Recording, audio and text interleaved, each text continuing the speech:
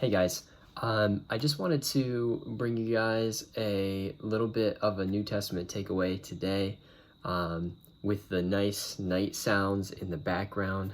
Hope you guys enjoy that. But I was just reading in Mark and I was struck by the order of events going on here. So let me spell it out for you. I'm in Mark chapter 14. And if you look in Mark chapter 14, what's happening is the Passover. Jesus having Passover with his disciples.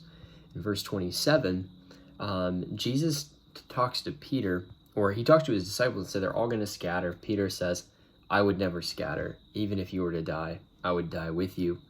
And of course, if you're familiar with the story, you know that Jesus turns to Peter and says, hey, even tonight, before the rooster crows tomorrow morning, you're to deny me 3 times. Right after these events, Mark turns to Jesus' prayer in the garden, starting in verse 32.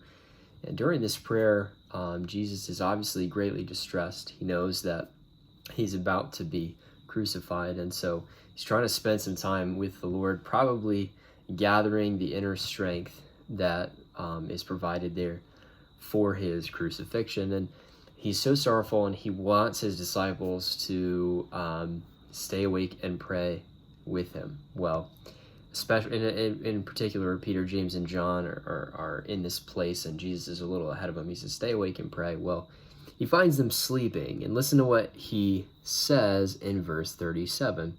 He came and found them sleeping. Simon, are you sleeping? He asked Peter, specifically Peter. All right, this is 2 stories in a row that are specifically addressed to Peter. Couldn't you stay awake for 1 hour? Verse 38, stay awake and pray so that you won't enter into temptation. The spirit is willing, but the flesh is weak.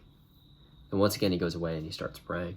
Well, right after this, he is betrayed by Judas. And as we continue through the chapter 14 of Mark ends with Peter's denial of knowing Jesus, being a part of his band of disciples. And what I found interesting about this is Jesus' words to Peter. The spirit is willing, but the flesh is weak. And we know that that refers to Peter sleeping when Jesus asked him to pray. But I think maybe there's a deeper thing going on here. Maybe the fact that we have 2 stories right in a row about Peter in particular isn't a coincidence. Maybe Jesus is not only talking about Peter's inability to stay awake and pray, but also his inability to identify himself with Jesus.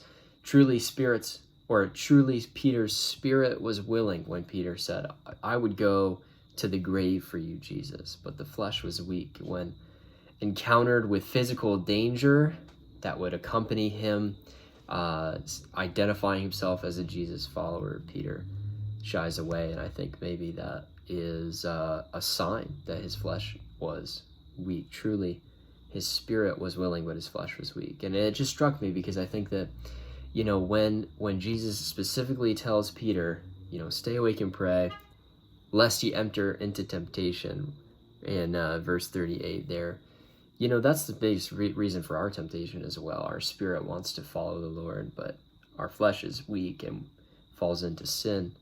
And there's this conflict that happens. And we just read about this conflict in Romans, where Paul describes this happening, where he says, I think Jesus, with my spirit, I can follow him, but with my flesh, I follow after the law of sin.